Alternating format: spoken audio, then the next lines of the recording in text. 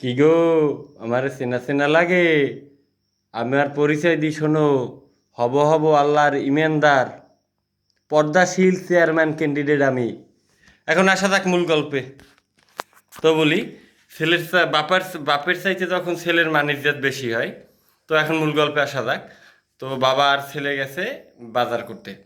তো বাবা একটু ছেঁচর ছেঁচর ছিল, মানুষের টাকা পয়সা দেখলে ওই পকেট দিয়া নিয়ে টিয়ে যাইতো, এই রকমের। তো বাবা আর ছেলে তখন একসাথে গেছে বাজারে। তো বাপে একটা লোকের পকেট মেরে ধরা পড়ছে পর। তো বাজারের লোকে তো দৌড়িয়ে কেলাইতেছে, ঠিকঠাক মতো কেলাইতেছে বাপেরে। এখন তো পোলায় জুতো হাতে লইয়ে পরিয়ে দিছে দৌড়।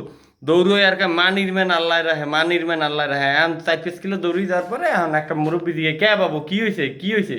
কয় চাচা, মোক আব্বু তো পকেট মেরতে যাই ধরা পড়ছে, দিতে আছে বাজাবে ঠিকঠাক মতো, মুই মোর মানিকজাত লইয়া কোনো মতে আইছি বাবু, আমার মানিকজাত তো বাঁচছে।